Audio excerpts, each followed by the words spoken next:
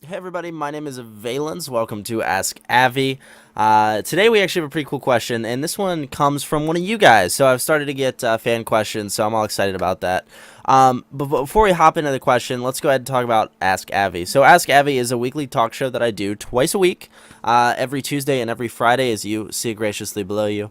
And I just answer questions you guys post on these videos, and I'm all up for it. So today, actually, we have a question that comes from Gator Chomp.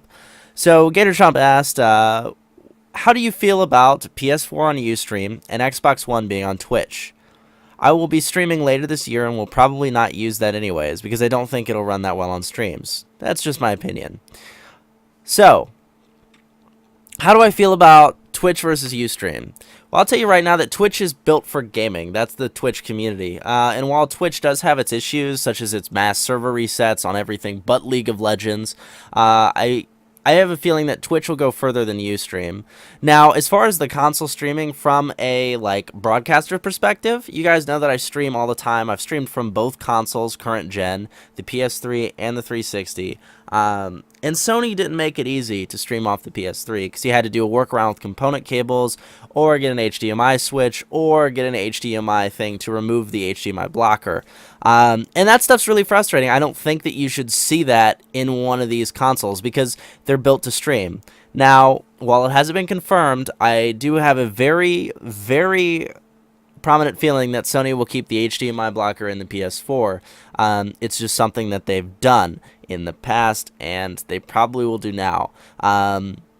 And if they do have the HDMI blocker in there, I straight up will not buy the system until much later because I need to stream. I stream all the time. And a lot of people have been asking me, are you going to get the Xbox One or the Sony console? And I'm probably going to get the Xbox One just because I know I'll be able to live stream off of it. Now, if it's vice versa, I'll have to swap, but, you know, that's kind of the issue. So, as far as streaming off of a console goes, the very prominent example, because this is a new thing, live streaming is fairly new. It's only been going on for a couple years. If that, I think it's been doing about 3-4 years max before live stream became such a popular thing. And the big thing here is, with live streaming, it's about the viewers, it's about this, that, and the other, but it's also about quality, and that's audio quality, and that's video quality. And I will tell you right now that with the Xbox versus the PlayStation, the quality on the Xbox is great because it doesn't have the HDMI blocker, but this is the thing too, guys. Wirelessly streaming is extremely difficult. For example, my setup, I have a Blackmagic capture card. I have a Blackmagic Intensity Pro. I bought it 2 years ago and it was, I think, $250. It was an expensive purchase. I have HDMI wires running through multiple splitters. I have 2 splitters that run all my monitors over here. I have 5 monitors if you count my laptop screen too. But all of those, and it's all about the quality, and that gives me 1080p HD audio and video, even though the audio is not 1080p, but you know what I mean, HD audio. And that's quality, and you guys realize that on my stream. That's the thing. Everything hardwired is going to be so much better than wireless, no matter what they do. A perfect example is Call of Duty Black Ops. Now, I have a great friend, Vanessa, VREX, I'm sure some of you guys know her, but Vanessa actually did some streaming from Black Ops 2, right? So she did Black Ops 2 streaming, and you know Black Ops 2 had the built-in live stream feature. Well, that quality was terrible. It was only about 480p, and it was like, okay, what's the big deal here? I mean, what's the quality? And then it would constantly drop because it's cycling through Call of Duty's servers. Now, live streaming takes a lot of power, a lot of server bandwidth, I mean a lot of power basically, and a lot of memory. It's not easy to do it. You're constantly encoding frames to a website in 1080p HD, and it's hard to do. For my upload speed, I mean I have an upload speed of 32, which I know is ridiculous, and a download of about 115 on a good day, but it's average about 100. And I still have issues occasionally. I mean, that's how serious live streaming is. It's not a joke. And for Sony to also stream to Ustream, I don't like. Ustream's site is not built for gaming. It's not a gaming community. The Xbox One and Microsoft will be streaming with Twitch. They're working on a Twitch partnership, do with the Twitch app and all that, even though it sucks because there's still not a search feature, which I really don't like how Twitch has been doing that. And Twitch does have its problems, but I think Twitch is probably the best place to go because it's split from Justin TV and is technically a part of Justin TV. And Justin TV is the best streaming site there is out there, in my opinion. That's me. So, I mean, as far as what I think the Xbox One will have a much better streaming service built into it if they're going to do it that way. But, you know, if you're interested in live streaming, and Gator, I'm sure you know this because you've done it before, you buy the cords. There's no way to live stream wirelessly and have high quality and be able to compete with some of the people that have, you know, the nice quality stuff. And, you know, granted, quality isn't everything. Quality isn't everything, but I still feel that quality is a big part of it, and that's kind of the issue. Now, to continue on with the second part of your question, you talked about digital downloading being pro-dominant on consoles because of piracy of games becoming a bigger habit, and he's asking about what's my stance on the whole digital world. I'm all for it, guys. I love collecting things. I have 2 more shelves over there that you can't see on camera right now. I love collecting things. But I have more games on Steam than I've ever purchased on any of my consoles.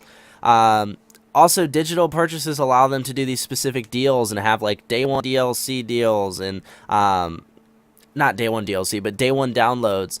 And these digital downloads allow for a lot more and also give you a cheaper price. Now, personally, I mean, I like digital stuff. I like it specifically because of Steam and everything. I know it's better for anti-piracy. These DRM things that everyone's complaining about, they aren't that big of a deal. However, coming from my background, I have always bought games new. I'm a gaming journalist and broadcaster. I need the game when it's popular. Otherwise, it's not going to do anything for me. It's not going to help generate revenue to pay my bills. It's that simple. So I think that these digital ages are great, and this is what I think, too. The Xbox One is prepping everybody for a digital age. A lot of these DRM policies and everything, they're pretty much the same on Sony. They just kind of lied straight to your face about it. And the other thing, too, is with the Xbox One, they're prepping people to do digital. And that's why a lot of people are hating the system. But these policies, these features, these things are all necessary for a system. My computer's always connected to the internet. My webcam is almost always on. I don't think it's spying on me. I mean, that's the thing. And there's a lot of issues that I think people are just so blown up about because they want the next generation graphically, but they aren't ready to move to it as far as features go. So that's kind of my opinion on that, just in a little nutshell. So, Gator, I hope that answers your question. I mean, I just want to talk about that a little bit. I have 2 more from Gator. And remember, guys, if you want to ask questions, you can literally post on this video or any other Ask Avi video.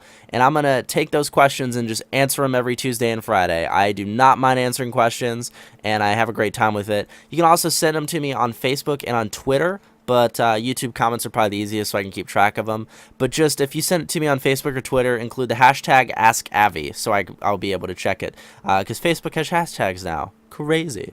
Anyway, though, guys, if you like this video, please feel free to give it a thumbs up. And also hit the subscribe button if you enjoyed this content. I have plenty of content coming out like this. It's been a little crazy lately because of E3 and then Last of Us. I've been live streaming a lot more than I should be and not doing as many YouTube videos, but I assure you that I am working on some projects. So, yeah, those will be out this week. I think I'm going to have, excuse me. Can you tell I've been live streaming a lot? I've been talking a lot. I think I'm going to have some Battlefield 3 highlights from the live stream and Last of Us highlights from the live stream coming out tomorrow. I'm going to try to wake up early and get those done. And I'm also going to be writing my Last of Us review for Gamer Assault Weekly, so be sure to check that out. But anyway, guys, thank you very much for watching. I always love your questions. Send me some more. I love questions. And I'll talk to you guys this Friday in the next Ask Avi video. Take it easy, everybody, and game on.